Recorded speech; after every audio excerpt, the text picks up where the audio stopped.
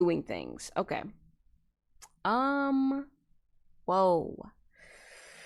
Chat. Are we ready to get more updates on David? Are we ready, chat?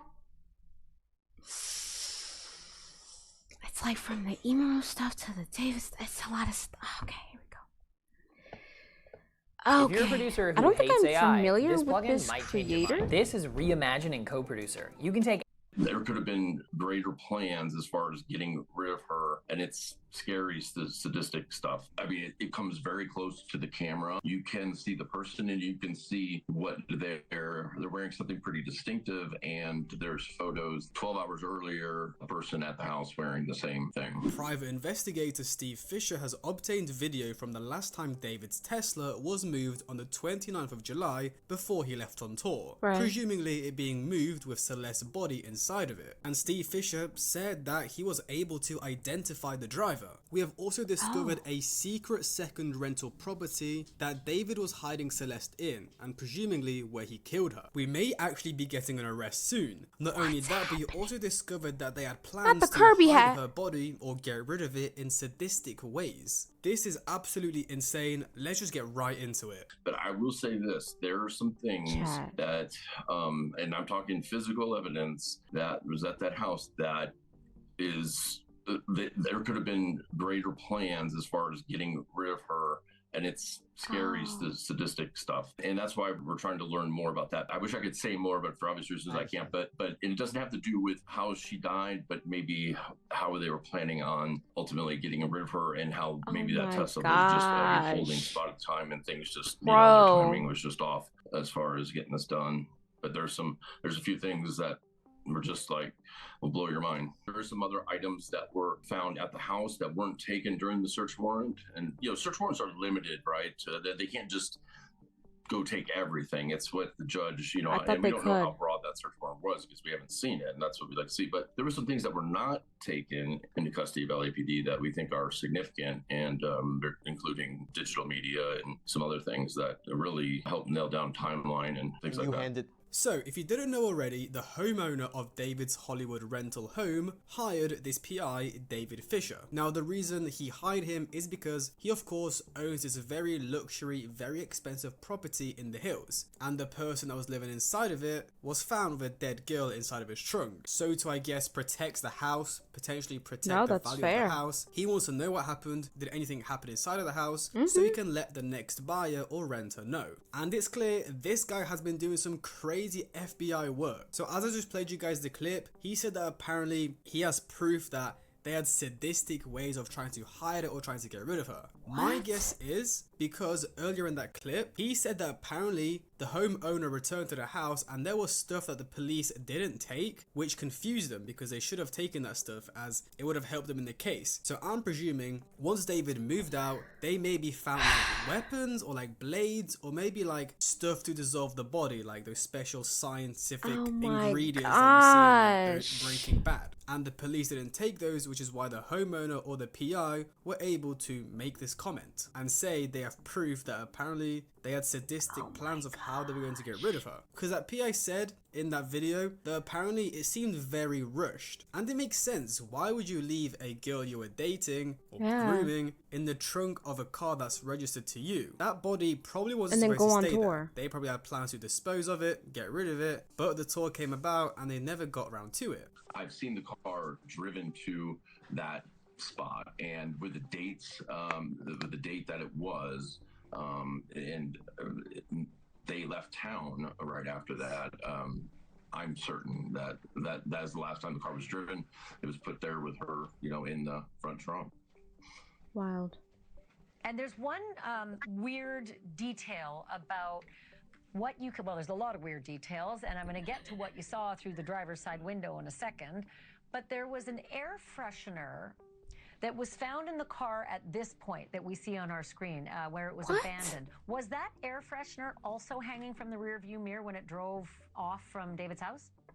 It wasn't, but the window was half to 3/4 of the way down, which is odd because it was a very short drive. And also at that on that day, this is the very end of July 29th, it was like 78 degrees at that time in the morning, or 77 degrees. And if it was on the street where the house is, so it's shaded by the house. So, you know, if you're going, I don't know why the window would be rolled down unless there's something, you know, offensive there. And then all of a sudden, you know, one of the first things I picked up on when the news first broke about her being found in there, where they were towing the car away from the impound lot to LAPD, was, why on a $104,000 car is there a Christmas tree air freshener hanging from the, you know, from the mirror? It seemed kind of odd. Yo, to me, no, that is kind of off. Help, you know, mask it for when they had to move the car again. But talk to me about the date of this video, July 29th,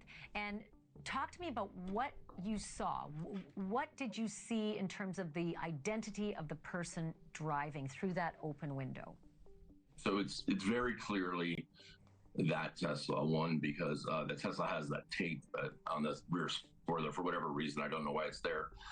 And also, it was just like it is in that picture. It was that dirty, except you could tell that they had run the windshield wiper like once to clear the dirt away so they could see. And I mean, it comes very close to the camera, although there is some motion blur, but you can see the person and you can see what they're wearing, something pretty distinctive. And there's photos that I have from 12 hours earlier, a person at the house wearing the same thing. From the time the Tesla was left there, he literally immediately started the tour. There was a tour bus that was leased, and I'll tell you that Tesla was moved and literally a bus departed for tour. So the next thing the PI spoke about was how he was going around home to home in Beverly Hills or in Hollywood Hills, wherever David lives, and he managed to find CCTV and the freaking chutzpah, the you know what I'm saying? Of David's Tesla. Just so killed somebody, goes on tour. On the 29th of July in 2025, which apparently they set off on tour on that day. You guys will hear it in the clip, I'll add it in. Literally the car was moved and then they set off on tour, the coach was there, they went. Now, we have very good theories on who this was, but I'll get into that later in the video because I want to put the facts first, then we can yap about theories and stuff like that later on. So Steve Fisher said that apparently the driver was driving around with the windows down and that he didn't have an air refreshener in it, which is weird because when the car was impounded, it did have a car air freshener in it. So did the driver roll the window down because maybe it stank? Steve Fisher said that on that day it was 78 degrees Fahrenheit, which to me, I'm a European, that's 26 degrees. Now that's pretty hot, I would say. Like, it's not hot, but it's pretty warm. It's a pretty sunny day. So maybe that's why I had the windows down, you know. I think that's a valid excuse. But some people are saying he had the windows down because it stank so bad, because Celeste's body was in the car. But yeah, I just think it's so crazy that apparently now we've got the driver, the last person to move the car. This PI is probably going to turn this evidence over to the police. And again, I think an arrest could be coming soon. Now I say that, but you know, the police still have to build a case and put together a lot of evidence, so it could take longer. However, this could be the big piece that we're missing. That's another thing that I think could be key in this, is that there's only one key to that house, and who had that and who had access to it and who was in it, because we also have evidence that while David was on tour at the time between the Tesla being found and the search warrant being served, David was on tour, but somebody was in that house. And there was actually a report made, not with police, but that homeowner association has a robust private security company, and we've gotten videos from them and reports. And so who had that key is probably the same person that, you know, had access to the Tesla. So he also said there was only one key to the house. When launching your membership. So what happened? What happened though? Like, interesting, because it means, you know, there isn't multiple people getting in and out because there's only one key. Now that's what the homeowner said. Maybe David cloned the key, or you know, he had another one made. He also said that someone was living at the house whilst David was on tour and had access to David's Tesla. Now this is where it gets weird, because it seems like a lot of people were in on it. Maybe not a lot of people, but David definitely had an accomplice. When it was moved to that position, it was already like that. So that car had not been used in a very long time. It was super dirty, caked on dirt. I'll tell you, this was in late July. So it's bizarre because we also got media that the car was used a lot. David even spoke about it in Instagram videos. He took it to a detail shop and stuff like that. And then all of a sudden, the very beginning of the year, that car, something happens, you know, and that car's doesn't show up anymore. It's not My used. bad. It seems to disappear. And then that red Tesla learned, which we didn't know until the search warrant was served, that there's a red Tesla in the garage, which I can tell you was leased on February 1st. I'll say the last photo that we have of Celeste is January 2nd, 2025. Okay, now that's significant because we were wondering when, you know, she was last seen alive. There was that surveillance footage of her seemingly running away from her neighborhood. And that was September of 24, I believe. So yeah. We didn't have anything. We were like, where was this girl in 2025? But we do have a photo of her on July 2nd, early in the morning, July 2nd, 2025. I tend to believe it happened a while ago, a long time ago. And I think January, February, things change. I mean, you can see it in the photos and everything. And I also think... And this gets even weirder. David abandoned his black Tesla around January because he went and leased a new one, and the tags on his black Tesla were expired, or I think it was the registration. Steve Fisher even said things apparently changed in January/February, and the last photos we got of her was in January, of Celeste I mean. So if you're asking me, they're clearly suggesting she was killed around that time, in January or February. David abandoned his black Tesla, he leased a new one, the red one, and the last photos we got of Celeste was in January. Was she dead since then? I mean, that would be absolutely insane. There's no way this girl was dead for 8 months. If a body is, you know, hidden, dead for 8 months, surely by the time September rolls around, that body's like gone completely, like just bones. There's no way a body can stay. It wouldn't be bones that fast. But it is weird how David abandoned his $100,000 Tesla and leased a new one. And the fact that the last pictures we got of David and Celeste was in January. This case is literally hurting my head so much. It's such a shame that this PI cannot reveal who the driver is. But I guess it's kind of good because it means it won't create like this media circus and the police can just do their investigation and get on with it instead of trying to do press conferences and stuff like that. So when people also think he had another house, the private investigator also mentioned it a little bit in those YouTube clips. However, didn't fully delve into it. So let me read you guys this tweet. The private investigator in David's case thinks that Celeste Rivas died in early 2025, January/February, at another home David was renting that is 1 mile down the same street she was found. He also alludes that David's friend Neo may have been the one to move the Tesla. Now here, a Redditor posted some sort of proof that David was renting 2 different properties. Proof David rented his first place in Hollywood while still renting a second, Celeste's secret hideout. Following on from what the other post regarding his first rented property, why wasn't it searched? Was this where he kept Celeste whenever he went out of state touring? Did the incident actually happen at this address? It's effectively the same street 1 mile down from where she was eventually found. And this is the bathroom of that second property. You can see they have the painting, and this is the painting here on the photos. You can see David at the place on Celeste's TikTok. Nice, this is indeed the same location. This proves she was at his residence at that time. And there's another picture of the property. So they had the kitchen live stream here. This was like 3 AM I remember. And then this is the kitchen of that second secret rented property. More, the bedroom. There was so much and, oh my God, evidence in that stream. Paintings above the bedroom. And this is like the stock photos they used to list the home. And you can see them, Celeste and David, in the bed behind in front of those same paintings. And you can see it's only a couple minutes down from where David lived in his Hollywood Hills mansion. A 4-minute drive, 4-minute drive. The rental properties are only 4 minutes apart. Bluebird Avenue, where the car was last parked in late July, is only 3 minutes from the Doheny house. And you can actually see the property listing here.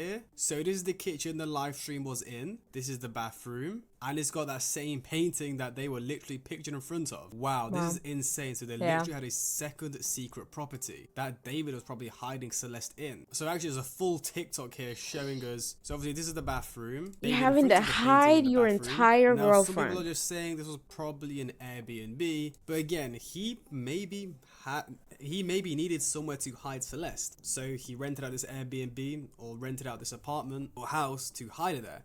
Because again, there's no way this little 13-year-old girl was living with him whilst he had his manager and entourage round in the house. I mean, I hope that LAPD investigated this place, because if they didn't, they're missing out on a lot of evidence. And David probably hid evidence there. And I wouldn't be surprised if this is the house that she died in. All is starting to make sense now. He's of course not going to kill her in his multi-million LA Beverly Hills mansion. He's gonna kill her in the little Airbnb they were renting where he was hiding her just down the road. Let me know your guys' thoughts in the comments. Yo. Because look, David is famous.